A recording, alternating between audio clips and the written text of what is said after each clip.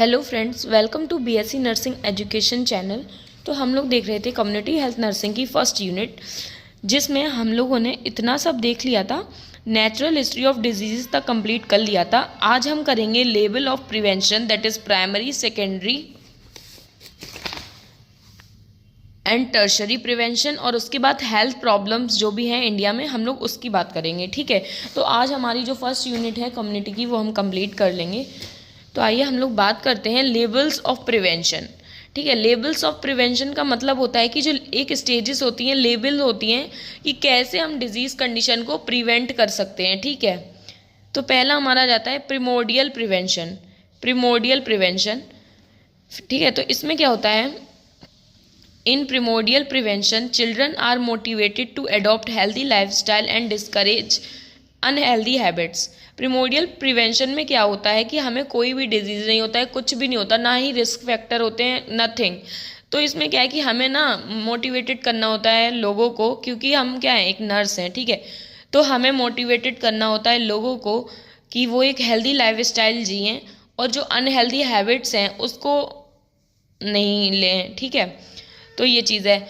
और क्या होता है कि इसमें खुद को भी सेल्फ मोटिवेटेड रहना होता है। ठीक है, action taker prior to development of risk factor population. इसमें क्या है कि रिस्क फैक्टर नहीं आते हैं, उससे पहले हमें एक्शन लेना होता है। ठीक है, अब बात करेंगे मोड ऑफ इंटरवेंशन, कि मतलब कैसे हम इस चीज़ को इंटरवेंट कर सकते हैं, उस पर अप्लाई कर सकते हैं। तो पहला हमारा आता है इंडिविजुअल एजुकेशन। हम किसी भी इंसान को इंडिविजुअली एजुकेशन दे सकते हैं उस चीज़ के बारे में कि मतलब हमें प्रॉपर मतलब गलत चीज़ों का नहीं खाना है, जो ये डाइट वगैरह हम लोग लेते हैं वो नहीं करना है। बोलते हैं ना, prevention is better than cure, मतलब अब प्रिवेंशन ज़्यादा अच्छा रहेगा ना कि आपको उस चीज़ का फिर बाद में क्योर करना पड़े, है ना। तो ये तो इंडिविजुअल लेवल पे एजुकेशन प्रोवाइड कर सकते हैं, मास एजुकेशन कर सकते हैं। ठीक है, मास लेवल पे जैसे टीवीज़ वगैरह में ऐड आते हैं, डोंट स्मोक, ठीक है, alcohol is not good for health, है ना। तो ये मास एजुकेशन प्रोवाइड कर सकते हैं। फिर एग्जाम्पल पर्सनल हाइजीन। ठीक है, अब जो प्रिमोडियल है उसमें एग्जाम्पल आते हैं, जैसे पर्सनल हाइजीन हुआ, हमारा लाइफ स्टाइल मॉडिफिकेशन हुआ, है ना। अब जैसे क्या है कि डर्टी वाटर है पॉन्ड का, ठीक है, आपको उसको क्लीन अप रखना है ना, तो ये चीज़ किस में आ जाएगी, ये चीज़ आ जाएगी प्रिमोडियल प्रिवेंशन में। और अगर जैसे मान लो, मैं एग्जाम्पल बताती हूँ, जैसे मॉस्किटो बाइट है। ठीक है, अब जो मॉस्किटो बाइट है तो क्या है, ये आएगा प्राइमरी में। बट अब मॉस्किटो क्यों आ रहे हैं, क्योंकि डर्टी वाटर है आसपास, है ना, जिसकी वजह से मॉस्किटो डेवलप हो पा रहे हैं, है ना। तो हमें क्या करना है, उस चीज़ को क्लीन करना है। तो जो डर्टी वाटर ऑफ पॉन्ड है वो हमारा प्रिमोडियल प्रिवेंशन में आ जाएगा। अब हम बात करेंगे primary prevention. Action taken prior to the onset of disease which removes the possibility that a disease will occur. ठीक है, तो हमारे प्राइमरी प्रिवेंशन जो है, इसमें क्या होता है कि रिस्क फैक्टर आ जाते हैं, तो हमें प्राइमरी प्रिवेंशन करना होता है। ठीक है, मतलब थोड़े और रिस्क फैक्टर देखने को मिलते हैं, तो हम प्राइमरी प्रिवेंशन करते हैं। इसमें 2 कंपोनेंट्स आते हैं, पहला हेल्थ प्रमोशन, दूसरा स्पेसिफिक प्रोटेक्शन। हेल्थ प्रमोशन मतलब उस चीज़ का, जैसे रिस्क फैक्टर वगैरह आ गए तो क्या है कि हेल्थ एजुकेशन दे सकते हैं। ठीक है, न्यूट्रिशन के लिए बैलेंस डाइट, है ना, ये हमारा इसी में आएगा सब। प्रॉपर रेस्ट एंड स्लीप, है ना, एक्सरसाइज। स्पेसिफिक प्रोटेक्शन जैसे कि वैक्सीनेशन। ठीक है, हमें कोई प्रॉब्लम दिखी, उस चीज़ के लिए थोड़ी बहुत रिस्क फैक्टर दिखे, तो हमने क्या है, वैक्सीनेशन ले लिया। जैसे कोरोना वायरस आया था, तो ऐसा तो नहीं है कि जिसको कोरोना वायरस था उसको वैक्सीन दी और जिसको नहीं था उसको नहीं दी, ऐसा तो नहीं था ना। कोरोना वायरस आया, जिसको था उसको तो दी ही, और उसके बाद हम लोगों को भी, मतलब जिसको नहीं था उसको भी दी गई। क्यों, ताकि आगे ना हो। ठीक है, क्योंकि उसके रिस्क फैक्टर लोगों में देखने को मिलेंगे। ठीक है, तो इसलिए वैक्सीनेशन। प्रोफाइलैक्सिस भी सेम होता है, जैसे मैंने ये वैक्सीन का बताया। फिर कॉन्ट्रासेप्शंस, जो कॉन्ट्रासेप्शंस यूज़ किए जाते हैं, ये भी हमारे प्राइमरी में आ जाते हैं। मॉस्क्यूटो नेट, जो मॉस्क्यूटो नेट यूज़ करते हैं हम लोग, जिससे कि मॉस्क्यूटो हमें वाइट ना कर सके। मॉस्क्यूटो रिपेलेंट क्रीम होता है, वो हमें मतलब मॉस्क्यूटो जो है वो बाइट कर लेता है, उस चीज़ से बचाता है, तो ये हमारा प्राइमरी में आ जाता है। फिर जैसे हेलमेट हुआ, वाटर प्योरीफिकेशन हुआ, एयर पॉल्यूशन कंट्रोल, ठीक है, क्वारंटाइन हुआ, हैंड वॉशिंग हुआ। ठीक है, अब क्वारंटाइन और आइसोलेशन में क्या डिफरेंस होता है। अब क्वारंटाइन क्या होता है कि हमारे अंदर क्या है, रिस्क फैक्टर है, बट हमें वो डिजीज़ कंडीशन नहीं है। आइसोलेशन में क्या होता है कि हमें डिजीज़ कंडीशन है, तो हमें आइसोलेट किया जाता है और लोगों से, ताकि वो जो डिजीज़ है वो दूसरे में ना फैल जाए। ठीक है, अब हम बात करेंगे secondary prevention. It is for early diagnosis and treatment which include surgical process. Secondary जो प्रिवेंशन है वो हम लोग इसलिए करते हैं ताकि हम कोई भी चीज़ है उसे अर्ली डिटेक्ट कर सकें, जल्दी से जल्दी जान सकें और उसका ट्रीटमेंट कर सकें, ठीक है। इसमें सर्जिकल प्रोसीजर्स भी आ जाते हैं, ठीक है। तो ये दो कंपोनेंट्स इसमें होते हैं। पहला हमारा अर्ली डायग्नोसिस और दूसरा इसमें ट्रीटमेंट देखने को मिलता है। अर्ली डायग्नोसिस में क्या है कि जो डायग्नोस्टिक टेस्ट होते हैं, स्क्रीनिंग जो भी टेस्ट होते हैं, एक्सरे, अल्ट्रासाउंड वगैरह, ये सब अर्ली डायग्नोसिस में आ जाएगा, ठीक है। ये एग्जाम्पल्स भी हैं जो मैं ये बता रही हूँ, ये सेकेंडरी प्रिवेंशन के एग्जाम्पल्स में भी आते हैं, ठीक है। फिर treatment, medical and surgical treatment, जो भी मेडिकल और सर्जिकल ट्रीटमेंट हो रहा है ये हमारा सेकेंडरी प्रिवेंशन में आएगा। फिर सर्जिकल ट्रीटमेंट, ओके, ये हो गया। ओरल कॉन्ट्रासेप्टिव पिल यूज़, जो भी ओरल कॉन्ट्रासेप्टिव पिल यूज़ हो रही हैं अनवांटेड प्रेगनेंसी को रोकने के लिए, तो ये हमारा सेकेंडरी प्रिवेंशन में आ जाएगा।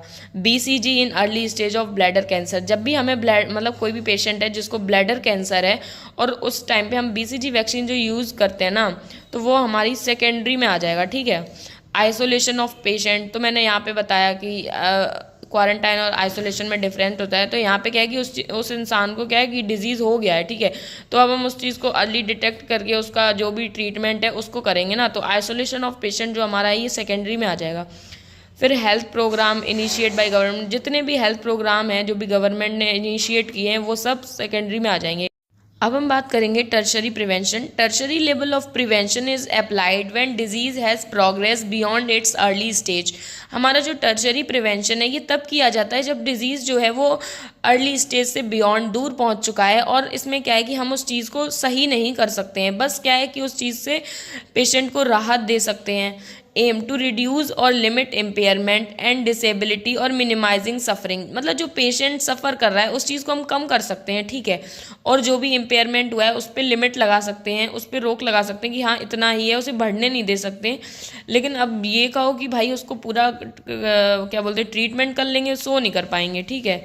मोड ऑफ इंटरवेंशन, पहला आता है डिसेबिलिटी लिमिटेशन, दूसरा रिहैबिलिटेशन, ठीक है। डिसेबिलिटी लिमिटेशन में आता है use of crutches in polio. जब पोलियो जाता है इंसान को तो क्या है क्रचेस का यूज़ जो किया जाता है वो हमारा टर्शरी में आ जाएगा, ठीक है। फिर फिजियोथेरेपी इन पोलियो, अब पेशेंट को पोलियो हो रखा है, ठीक है, तो फिजियोथेरेपी करेंगे, ठीक है। ऐसा नहीं है बहुत लोगों की पोलियो सही हो जाती है, वो नहीं मैं बोल रही हूँ कि भाई सही नहीं हो सकती है, बट अर्ली स्टेज जो होती है ना एक कि जल्दी से उस चीज़ को रिकवर कर लेना, तो वो चीज़ इसमें नहीं हो पाएगी, ठीक है।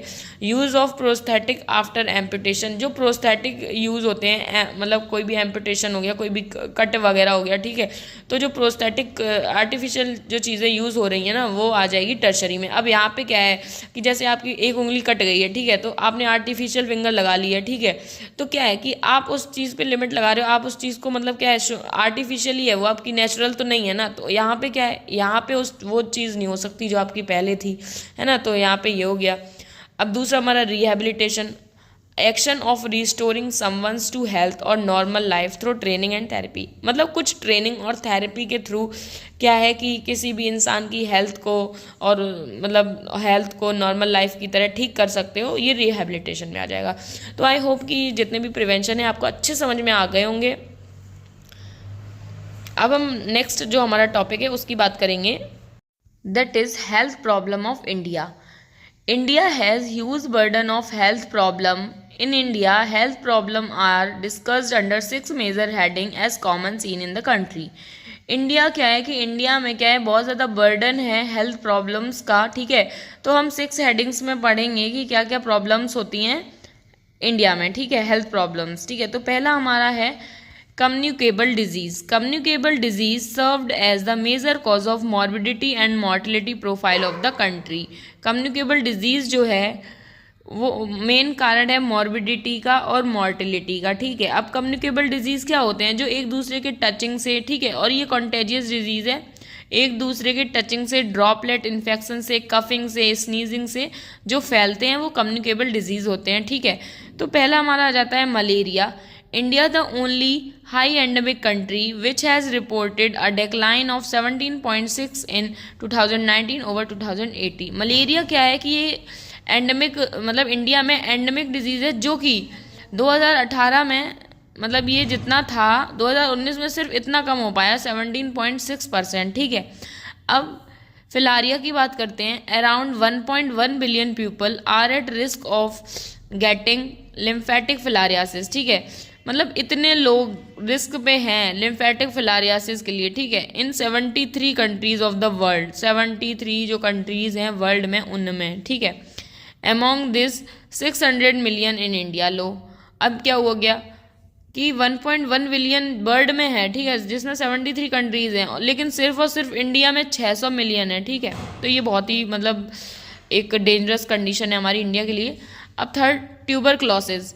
India alone account for 23% of the world's TB inside and 21% of world TB death rate. तो इसका क्या मतलब है कि जो इंडिया है वो 23%, ट्यूबरक्लोसिस सिर्फ और सिर्फ इंडिया में 23% हो रही है, ठीक है। 100% वर्ल्ड में है और 100% में से 23% इंडिया में ट्यूबरक्लोसिस देखने को मिल रहा है। और क्या बोलते हैं, TB incidence and 21% of world TB death rate. और 21% क्या है कि डेथ रेट है टीबी की वजह से वर्ल्ड में, ठीक है। अब ये सारे क्या है कि कम्युनिकेबल डिजीज़ हैं। ऐसे ही हमारा कोविड-19 जो है ये भी कम्युनिकेबल डिजीज़ है, सबको पता है इसके बारे में। Diarrhoeal disease, leprosy, acquired immunodeficiency syndrome जो एड्स HIV बोलते हैं ना, तो ये तो हमारा हो गया कम्युनिकेबल जो भी हेल्थ प्रॉब्लम्स हैं इंडिया में देखने को मिलती हैं। अब हम बात करेंगे नॉन कम्युनिकेबल डिजीज़ की, ठीक है। Increase urbanisation and industrialisation, changing structure and lifestyle of people has placed India at a critical position facing burden on non-communicable disease। अब क्या है कि जो अर्बनाइजेशन है मतलब जो शहरीपन है, ठीक है, मतलब जो घर बन रहे हैं शहर में, अर्बनाइजेशन हो रहा है, ठीक है, लोग गांव से शहर की तरफ आ रहे हैं, ठीक है। तो जो अर्बनाइजेशन है वो बढ़ता जा रहा है, इंडस्ट्रियलाइजेशन जो है वो बढ़ता जा रहा है, जिसकी वजह से क्या है कि जो स्ट्रक्चर है उसमें चेंजेस आ रहे हैं, ठीक है। लाइफस्टाइल जो है लोगों की वो बदल रही है, ठीक है। तो क्या है कि जो क्रिटिकल चीज़ें हैं, बहुत सारा हेल्थ प्रॉब्लम्स हैं वो देखने को मिल रही हैं, ठीक है। तो क्या है कि नॉन कम्युनिकेबल डिजीज़ हो रहे हैं क्योंकि क्या इंडस्ट्रियलाइजेशन हो रहा है, जिसकी वजह से क्या है कि डिजीज़ कंडीशंस देखने को मिलती हैं। क्या है कि रेस्पिरेटरी प्रॉब्लम्स हो रही हैं, इंडस्ट्रीज़ हैं उनसे पोल्यूशन हो रहा है, ठीक है। तो क्या है कि रेस्पिरेटरी प्रॉब्लम्स देखने को मिल रही हैं। तो जो नॉन कम्युनिकेबल डिजीज़ हैं वो देखने को मिलेंगे, जैसे कि हमारा आता है कार्डियोवास्कुलर डिजीज़, ठीक है, diabetes mellitus, chronic obstructive pulmonary disease, cancer, ठीक है। तो ये जो 4 लीडिंग क्रोनिक डिजीज़ हैं ये इंडिया में पाए जाते हैं, ठीक है। मतलब और भी पाए जाते हैं लेकिन ये क्या है कि ये लीडिंग है, ठीक है, क्रोनिक, ये क्रोनिक डिजीज़ हैं इन इंडिया, ठीक है। India has 46 million diabetes mellitus, मतलब इंडिया में डायबिटीज़ मेलाइटस के लोग 46 मिलियन हैं इन 2015 कंपेयर टू 38 मिलियन, ठीक है। There were around 23 million COPD। अब यहाँ पे क्या है कि जो क्रोनिक ऑब्स्ट्रक्टिव पल्मोनरी डिजीज़ है वो कितना है 23 मिलियन है, ठीक है। और ये सेकंड लीडिंग कॉज है डेथ का इन इंडिया। मतलब जो भी क्या बोलते हैं हेल्थ प्रॉब्लम्स हैं उसमें क्या है कि जो सेकंड लीडिंग कॉज है वो क्या है COPD है, ठीक है, कंपेयर टू 21 मिलियन इन 2010, ठीक है। तो अब हम बात करेंगे न्यूट्रिशनल प्रॉब्लम, न्यूट्रिशन की कमी से, ठीक है, क्या है कि हेल्थ प्रॉब्लम्स हो जाती हैं तो हमारे इंडिया में देखने को मिलती है। जैसे हमारा पहला आ जाता है PEM, protein energy mail nutrition. Mail nutrition is one of indirect cause of 300,000 death, ठीक है। तो जो मेल न्यूट्रिशन है मतलब जो प्रोटीन की कमी हो जाती है बच्चों में, ठीक है, तो ये भी क्या है कि हेल्थ प्रॉब्लम है जो कि इंडिया में देखी जाती है और ये मेल न्यूट्रिशन की वजह से होती है, न्यूट्रिशन की कमी से। अब second, nutritional anaemia, common morbidity due to deficit micronutrients. अब क्या है न्यूट्रिशनल अनीमिया, क्या है कि जो अनीमिया हो जाती है न्यूट्रिशन की वजह से, मतलब क्या है कि फॉलिक एसिड की कमी हो जाती है, विटामिन B12 की कमी हो जाती है, ठीक है। फिर हमारा एक डिजीज़ आता है ज़ीरोफ्थैल्मिया, जिसमें विटामिन A की कमी से ब्लाइंडनेस देखने को मिलती है बच्चों में, ठीक है। फिर हमारा आता है आयोडीन डिफिशियंसी डिसऑर्डर जो कि गोइटर है, ठीक है, ये आयोडीन की कमी से हो जाता है, ठीक है। तो यहाँ पे क्या था, न्यूट्रिशन की कमी से डिजीज़ हो रहे थे। अब हम बात करेंगे इन्वायरमेंट सैनिटेशन, ठीक है। According to World Bank estimate 21% of communicable disease in India are due to unsafe water. मतलब क्या है कि जो 21% कम्युनिकेबल डिजीज़ है वो भारत में इसलिए हो रहे हैं क्योंकि यहाँ पे अनसेफ वाटर है, सैनिटेशन नहीं हो पा रहा है, ठीक है, सेफ वाटर मैनेजमेंट नहीं हो पा रहा है, ठीक है। अब जो डिजीज़ हैं जैसे कि डायरियल डिजीज़, कॉलेरा, टाइफाइड, है ना, ये सब आ जाते हैं। इन्वायरमेंट सैनिटेशन मतलब क्या है कि जो इन्वायरमेंट है उसमें क्या है, हाइजीन देखने को नहीं मिल रहा है, मतलब साफ़ सफाई नहीं है, ठीक है। अब हम बात करेंगे, हमारा जो फिफ्थ है वो है medical care problem. Medical care problem का मतलब है जो भी मेडिकल है, मतलब जो भी केयर, मतलब केयर नहीं दे पा रहे हैं हम अपने इंडिया में सही से, जिसकी वजह से क्या है, हेल्थ प्रॉब्लम्स हो रही हैं। India has a good national policy but does not have national health service. India के पास क्या है कि नेशनल पॉलिसीज़ तो बहुत अच्छी अच्छी हैं, लेकिन क्या है कि जो नेशनल हेल्थ सर्विस है वो सही से नहीं है, ठीक है। India is unable to run national health services. India जो है वो सही से नेशनल जो हेल्थ सर्विसेज हैं उनको रन अप नहीं कर पा रही है, ठीक है। 80% of health facility given in urban areas, ठीक है।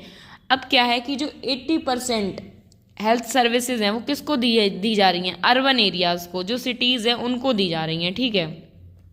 वेयर 28% ऑफ पॉपुलेशन लिव, जहाँ पे क्या है कि सिर्फ और सिर्फ 28% पॉपुलेशन रह रही है, लेकिन remaining 20% of the health facility seen in rural area. अब क्या 80 वहाँ दे दी थी हेल्थ फैसिलिटी अर्बन में, अब बाकी की जो 20% बचा है ना, वो हेल्थ फैसिलिटी कहाँ पे दे रहे हैं, रूरल एरिया में। लेकिन वहाँ पे क्या है कि 72 पॉपुलेशन रह रही है, तो भाई वहाँ हेल्थ फैसिलिटी कम मिल रही है, लोग ज़्यादा हैं, तो सीधी सी बात है अच्छे से केयर नहीं मिल पाएगी, तो हेल्थ प्रॉब्लम तो हो ही जाएगी ना। अब हम बात करेंगे population problem. According to the record of population density of India has increased from 324 to 382 per square kilometre. अब क्या है कि समय के साथ साथ क्या है कि इंडिया की जो पॉपुलेशन है वो बढ़ती जा रही है, ठीक है।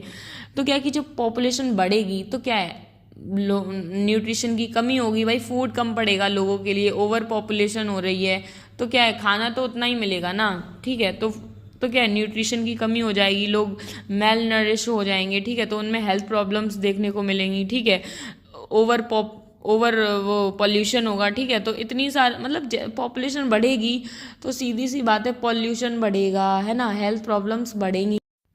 तो यहाँ पर क्या है कि जो हमारी फर्स्ट यूनिट है कम्युनिटी हेल्थ नर्सिंग की वो कवर अप हो चुकी है, ठीक है। तो अगर आपको कम्युनिटी के और जो एजुकेशन टेक्नोलॉजी है उसकी फर्स्ट यूनिट के नोट्स चाहिए हो तो चैनल पे टेलीग्राम का लिंक लगा हुआ है, तो आप प्लीज़ उसको ऐड करके ज्वाइन कर लीजिए चैनल, जिससे कि आपको नोट्स मिल जाएंगे, ठीक है। और अगर आपको सबको समझ में आ गया हो तो please like and subscribe my channel. Thank you.